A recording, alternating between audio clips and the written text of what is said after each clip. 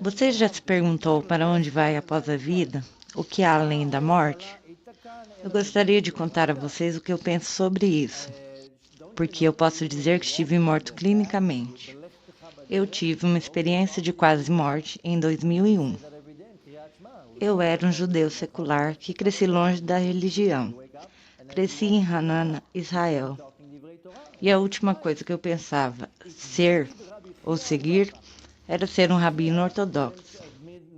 Nem em sonhos eu seria ortodoxo. Não conhecia a Torá. Essas são as palavras de Alon Anava. Alon era rude, não era legal. Era um selvagem, segundo ele. Hoje é bom, calmo, cortês e fala mansa. Artista marcial altamente treinado.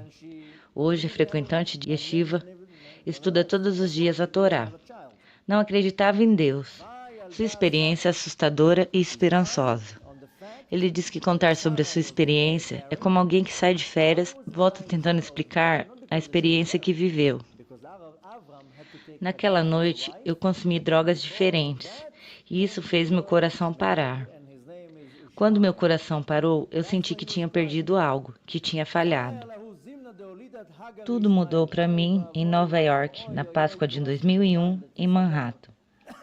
Quando meu coração parou, eu via tudo ao meu redor e como que vi o futuro. Vi meus pais chorando, vi tudo o que teria acontecido se eu realmente tivesse morrido. Não sei explicar sobre o tempo. Aquilo que eram segundos também eram anos. Fui elevado, vi meu corpo, vi a garota que estava comigo no táxi. Conforme fui subindo, pude ver edifícios, árvores. Me lembro bem daquele filme Matrix, Neo sendo levantado e vendo tudo ao redor. É ao que comparo.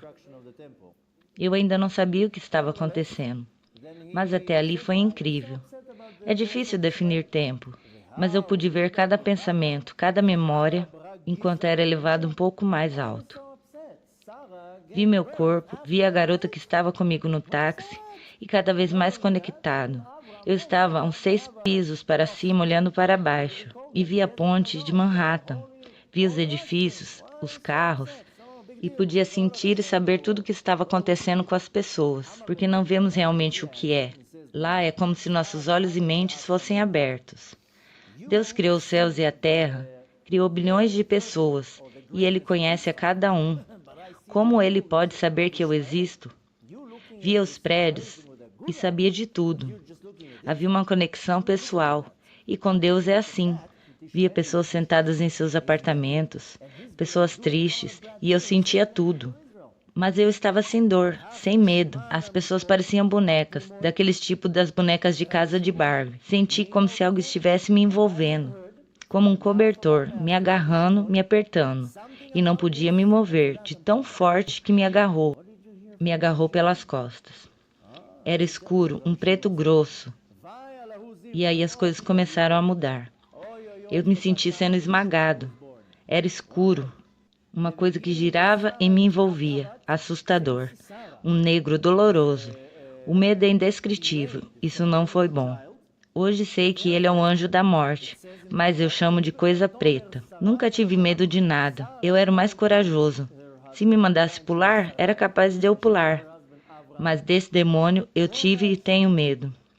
Esse demônio disse, eu sou superior aqui, e eu estou controlando a situação agora, e nada poderá te salvar. Comecei a gritar para Deus, e aqueles minutos que passei ali foram uma eternidade. Eu gritava, Deus, me ajude! E chorava. Mas havia uma luz que eu sabia que eu tinha que alcançar. Era uma luz próxima, brilhante, e ia se aproximando. Era uma espécie de triângulo, e eu não podia olhar. Era Deus.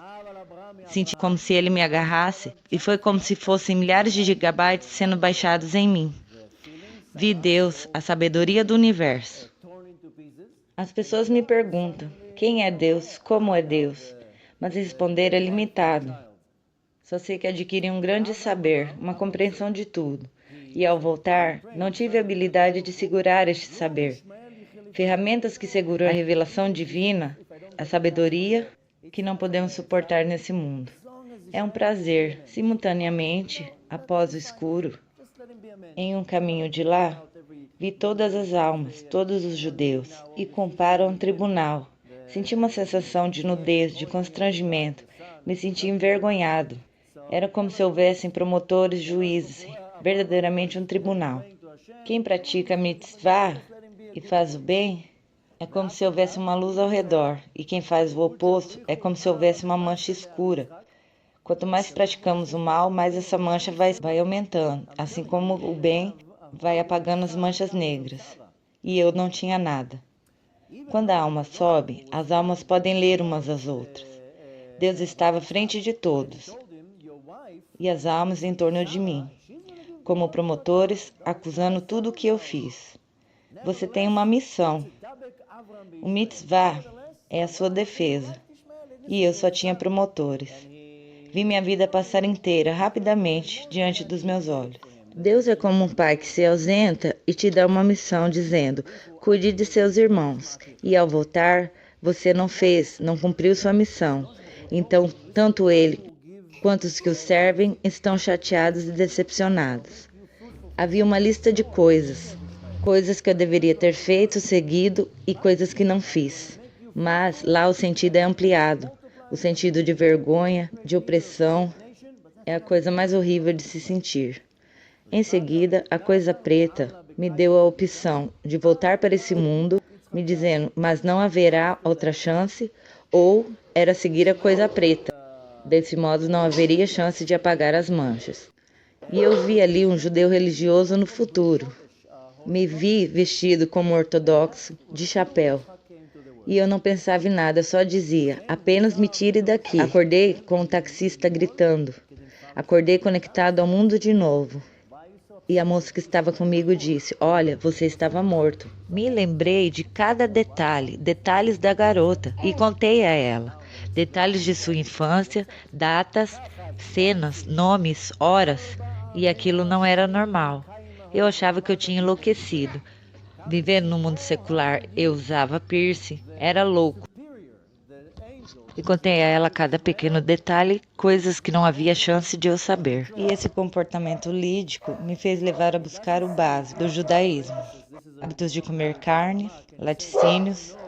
E fui estudando, mudei, deixei a barba crescer, de chapéu preto, virei rabino. E depois de estudar, era hora de começar a falar.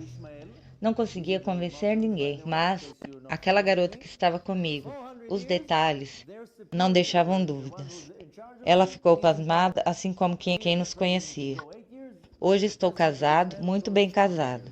Tenho filhos e a cada dia aprendo mais e me lembro cada vez mais das coisas que vivi lá. Estou aprendendo e não tenho mais vergonha de contar a experiência que passei.